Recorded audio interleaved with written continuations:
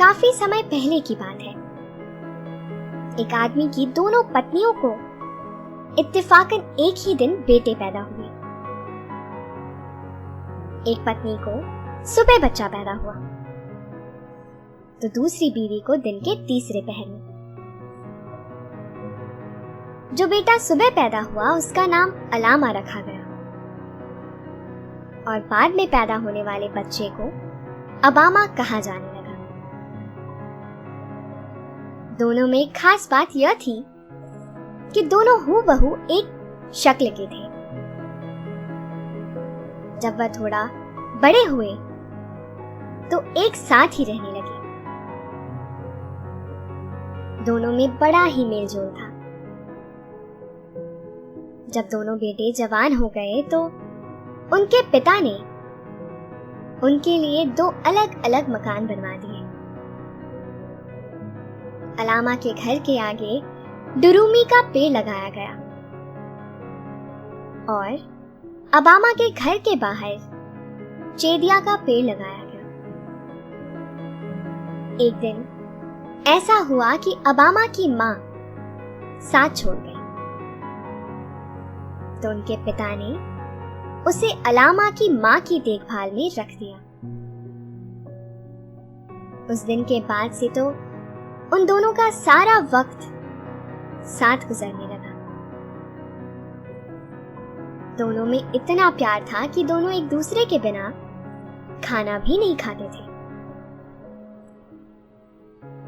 जब दोनों कुछ और बड़े हुए तो उनके पिता ने उन दोनों के लिए योग्य जीवन साथी ढूंढ दोनों की शादी करवा दी। दोनों की शादी भी एक ही दिन हुई। शादी की जब सारी रस्में खत्म हो गईं, तो अबामा सीधे भाई अलामा के घर गया। वहां दोनों खूब सारी बातें करते रहे, यहां तक कि काफी रात गुजर गई। इसका एहसास होते ही अलामा ने अबामा से कहा, अब तुम्हें घर जाना चाहिए, काफी रात गुजर गई है। चलो मैं तुम्हें घर तक छोड़ देता हूं। भाई की बात सुनकर अबामा ने कहा, अजीब बात करते हैं आप भी। हम दोनों में इतनी बढ़िया बातें हो रही हैं और आप कह रहे हैं कि मैं अपने घर चला जाऊं। उसकी बात सुनकर अलामा ने कहा, ऐसी बात नहीं है अबामा। घर पर तुम्हारी बीवी तुम्हारा इंतजार कर रही है। मैं नहीं चाहता कि वह तुमसे रूठ जाए और यह कहे कि मैंने जानबूझकर तुम्हें घर नहीं जाने दिया। इसीलिए चलो मैं तुम्हें घर पहुंचाता हूं। अलामा की बात अबामा की समझ में आ गई। वह घर जाने के लिए मान गया। अलामा अपने भाई अबामा को घर छोड़ने गया तो खुद वहां बैठ गया और फिर दोनों बात करने में मशगूल हो गए। दोनों पूरी रात बात करते रहे, यहां तक कि सुबह हो गई और उनकी बातें खत्म नहीं हुई। ऐसा लग रहा था कि दोनों कई बरस बाद मिले हैं। अलामा ने देखा कि सुबह हो गई है तो उसने अपने घर की राह ली। कुछ देर बाद अबामा ने अपनी पत्नी से कहा, मुझे थोड़ा पानी दे दो, मैं हाथ मुंह धोकर अलामा के घर जा रहा हूं। अबामा की बीवी ने उसे पानी लाकर दिया। उसने हाथ मुंह साफ किए और फिर वह अलामा के घर चला गया। अलामा उसे अपने घर देखकर परेशान हो गया। उसने भाई को समझाते हुए कहा, तुम्हें अपने घर जाना चाहिए और अपनी बीवी का ख्याल रखना चाहिए। तुम उसे वक्त नहीं दोगे तो उसे बुरा लगेगा और फिर तुम्हारा आपस में झगड़ा हो जाएगा। अलामा के समझाने का भाई अबामा पर बस इतना असर हुआ कि वह सोता तो अपने घर था, लेकिन दिन भर वह अलामा के घर पर ही रहता था। दोनों दोपहर और रात का खाना साथ ही खाते थे। उधर अलामा की पत्नी को खाने की हिस्सा बांट पसंद नहीं आ रही थी। अलामा की बीवी ने एक दिन उसके लिए खास खाना पकाया। अलामा खाना खाने लगा, तभी अबामा वहां आ गया। उसे देखकर अलामा खुश हो गया। उसने भाई अबामा से कहा, आ जाओ आ जाओ, बहुत मौके से आए हो, आओ मेरे साथ खाना खाओ। अबामा को यह देखकर जरा भी अच्छा नहीं लगा कि अलामा उसके बिना ही खाना खा रहा है। उसने बहाना बनाते हुए अलामा से कहा, मैंने अभी दवा खाई है, तुम खाना खा लो। अबामा कुछ देर वहां बैठा। उसके बाद वह अपने घर आ गया। घर पहुंचकर उसने नौकर से अपना घोड़ा तैयार करने को कहा। जब घोड़ा तैयार हो गया और यात्रा के लिए जरूरी सामान बांध लिया, तो वह घोड़े पर सवार होकर अलामा के घर गया। उससे कहा कि वह एक सफर पर जा रहा है। उसे यूं तैयार देखकर अलामा को बड़ा ही आश्चर्य हुआ। उसने अबामा से पूछा, लेकिन यूं अचानक तुम कहां जा रहे हो? अबामा ने उसे जवाब दिया, मुझे नहीं पता कि मैं कहां जा रहा हूं, लेकिन जिस दिन तुम देखना कि मेरे घर के सामने लगे चेदिया की पेड़ की पत्तियां झड़ रही हैं, तो तुम समझ लेना कि मैं नहीं रहा। यह कहने के साथ ही अबामा ने घोड़े को एक एड़ लगाई और वहां से तेजी से चला गया। अबामा अभी कुछ दूर ही गया था कि उन्हें रास्ते में आलू बुखारे का एक पेड़ नजर आया। उस पर 2 आलू बुखारे लगे हुए थे।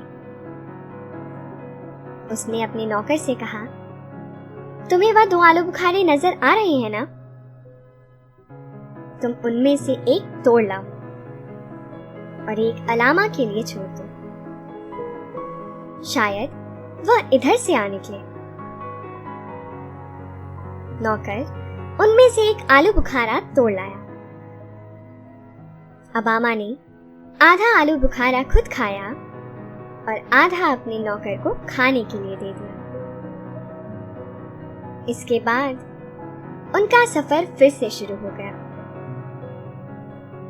रात गुजारने के लिए वह दोनों एक शहर में रुके। वहां उन्हें शीनट का एक पेड़ नजर आया। उसमें 2 शीनट लगे हुए थे। अबामा ने एक शीनट तोड़ लिया, आधा शीनट खुद खाया और आधा अपने नौकर को दे दिया। उसने दूसरा शीनट वहीं पेड़ पर छोड़ दिया। उन्होंने एक घर में रात का खाना खाया।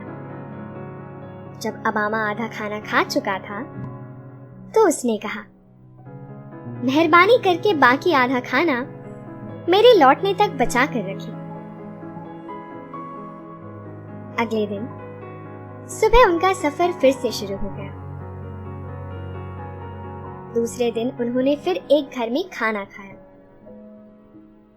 आधा खाना खा चुकने के बाद अबामा ने कहा, बाकी आधा खाना मेरे लौटने तक संभाल कर रखिएगा। तीसरे दिन उनकी यात्रा फिर से शुरू हो गई। रात होने पर वह एक बुजुर्ग महिला के घर पर ठहरे। अबामा ने अपने घोड़े को एक पेड़ से बांध दिया। इसके बाद उसने उस बूढ़ी महिला से एक बाल्टी मांगी ताकि घोड़े को कुएं से लाकर पानी पिला सके। बूढ़ी महिला ने अबामा से कहा, बेटा, उस कुएं तक मत जाना, उसमें एक जिन रहता है। हर साल हमें उसे उपहार देना होता है। अगर हम ऐसा नहीं करें तो हम कुएं से पानी नहीं ले सकते हैं। इन दिनों तो हम पानी के लिए घर से बाहर ही नहीं निकलते हैं। अबामा ने कहा, माँ जी, आप मुझे एक बाल्टी तो दीजिए, उस जिन से मैं निपट लूंगा। अबामा को बूढ़ी महिला ने एक बाल्टी लाकर दी। अबामा उस बाल्टी को लेकर कुएं की तरफ चल दिया।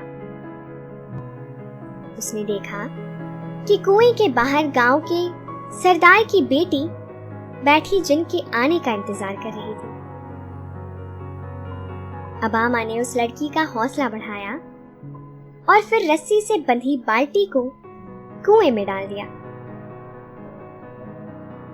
अबामा को लगा कि उसकी बाल्टी को किसी ने पकड़ लिया है। अबामा ने तेज आवाज में ललकारते हुए कहा, जो कोई भी कुएं के भीतर है वह मेरी बाल्टी छोड़ दे, और अगर वह मुझसे लड़ना चाहता है तो बाहर आकर लड़े। जिन ने यह बात सुनी तो अंदर से बोला, ठीक है, मैं तैयार हूं, तुम अपनी बाल्टी बाहर खींच लो, मैं भी उस बाल्टी के पीछे पीछे आ रहा हूं। वैसे तुम्हारी भलाई इसी में है कि तुम यहां से दफा हो जाओ। अबामा ने अपनी बाल्टी ऊपर खींची और तलवार मियान से निकालकर तैयार होकर खड़ा हो गया। जैसे ही जिन ने अपना सर बाहर निकाला, अबामा ने एक पल में ही उसे परास्त कर दिया। जिन जोर से कुएं में गिरा और कुएं से उछलकर पानी पूरे गांव में फैल गया। अबामा ने सरदार की बेटी को ससम्मान उसके घर भिजवा दिया। अबामा वहां से बूढ़ी महिला के घर आया और खाना खाकर सो गया। सुबह लोगों ने गांव में पानी देखा तो उन्हें ताज्जुब हुआ। उधर सुबह होने पर सरदार की बेटी ने अपने पिता से सारी बात कह सुनाई। पूरी बात सुनकर सरदार को बहुत ताज्जुब हुआ। उसने बेटी से पूछा, उसके बाद वह अजनबी कहां चला गया? सरदार की बेटी ने कहा, वह अजनबी गांव के किनारे वाली बूढ़ी औरत के घर ठहरा हुआ है। यह सुनते ही सरदार ने अपने नौकर से उस अजनबी को बुला लाने के लिए कहा। नौकर अबामा को बुलाने के लिए बूढ़ी महिला के घर की तरफ चल दिया और उधर सरदार ने शादी की तैयारियां शुरू कर दी। अबामा सरदार के घर पहुंचा तो वह बहुत खुश हुआ। उसने अबामा से कहा, मेरी बेटी की जान बचाने के लिए तुम्हारा बहुत शुक्रिया। मैं तुम्हारी इस कारनामे के लिए तुम्हें बहादुर का खिताब देता हूं। इसके बाद सरदार ने अबामा के साथ अपनी बेटी की शादी कर दी। उसने बेटी और अबामा को तोहफे में एक घर दिया। दोनों वहां खुशी खुशी रहने लगे। कुछ दिन बाद ऐसा हुआ कि फसल को खराब करने वाली एक चिड़ियों का झुंड ने गांव पर हमला किया। यह खबर जब गांव के सरदार को मिली तो वह फिक्रमंद हो गया। उसने अपने नौकरों को हुक्म दिया कि वह चिड़ियों को हांका लगाकर भगा दे। यह बात अबामा को पता चली तो वह भी घोड़े पर सवार होकर नौकरों के साथ चल गया। चिड़ियों ने शोर सुना तो वह पहाड़ों की तरफ उड़ चली। अबामा उनके पीछे पीछे था। जब चिड़िया एक पहाड़ी के करीब पहुंची तो वहां एक गुफा का पत्थर अपने आप हट गया और चिड़िया उनके भीतर चली गई। अबामा बाकी घुड़सवारी में सबसे आगे था। वह भी चिड़ियों के पीछे पीछे गुफा के अंदर चला गया। गुफा के अंदर पहुंचते ही गुफा का गेट अपने आप फिर बंद हो गया। अबामा अंदर बंद हो गया था। कुछ देर बाद जब सरदार के नौकर पहाड़ी के करीब पहुंचे तो उन्हें वहां अबामा कहीं नजर नहीं आया। उन्होंने उसे काफी तलाशा लेकिन वह कहीं नहीं दिखा। नाउम्मीद होकर वह सब लौट आए और अबामा के लापता हो जाने की खबर सरदार को दे दी।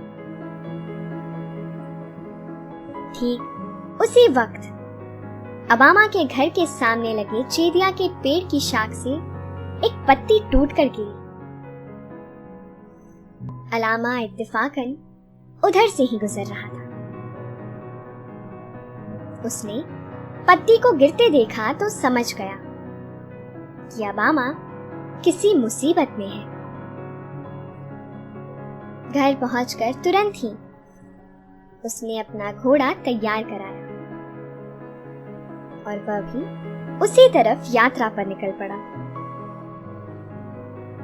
सबसे पहले वह आलू बुखारे के पेड़ के पास पहुंचा। वहां अबामा ने उसके लिए एक आलू बुखारा छोड़ दिया था, लेकिन वह आलू बुखारा अब सूख गया था। वह समझ गया कि यह आलू बुखारा अबामा ने उसके लिए छोड़ा था। आगे जाने पर उसे शीनट का पेड़ मिला। उसने अबामा का छोड़ा हुआ एक शीनट को तोड़ लिया। उसने कहा, अबामा ने जरूर यह शीनट मेरे लिए छोड़ा होगा। इसके बाद अलामा उसी घर में रुका जहां अबामा ने खाना रखवाया था। चूंकि दोनों हम शक्ल थे, इसीलिए घर वाले ने समझा कि अबामा लौट आया है। उसने उसके सामने खाना परोस दिया। फिर अगले दिन वह दूसरे घर में रुका। वहां भी उसे खाने के लिए बेहतरीन खाना मिला जो अबामा उसके लिए छोड़ आया था। उस मकान मालिक ने भी यही समझा कि अबामा वापस आ गया है और आखिर में वह उस गांव में पहुंचा जहां अबामा ने जिनको मारा था। उसे देखते ही लोग खुशी से चिल्लाने लगे, बहादुर आ गया, बहादुर आ गया। यह बात सरदार तक भी पहुंची। उसने तुरंत ही अपने नौकरों से उसे बुलावा भेजा। महल पहुंचने पर उसका स्वागत हुआ। अगले दिन चिड़ियों का वही झुंड फिर आ पहुंचा। सरदार ने घुड़सवारों को हाका लगाने के लिए चिड़ियों के पीछे भेजा। अलामा भी उनके साथ चल दिया। चिड़िया जब पहाड़ी के पास पहुंची तो गुफा का रास्ता खुल गया। चिड़िया उनके अंदर चली गई और दरवाजा फिर बंद हो गया।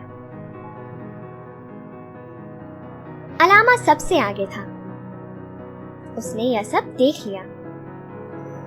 वह गुफा के करीब गया और उसने अपनी मजबूत तलवार से गुफा के दरवाजे पर कई वार किए।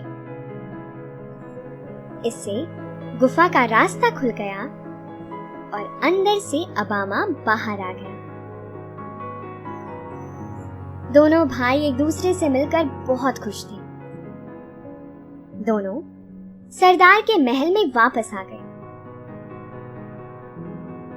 सरदार ने जब दोनों को एक साथ देखा तो उसे बहुत ही आश्चर्य हुआ। उसने कहा, यकीनन यह तुम्हारा भाई है, तभी तुम दोनों की शक्ल एक जैसी है। अबामा ने खुशी से कहा, जी हाँ, यह मेरा बड़ा भाई अलामा है। सरदार ने खुश होते हुए कहा, यह भी तुम्हारी तरह ही बहादुर है। मैं इसे भी बहादुर का खिताब देता हूं।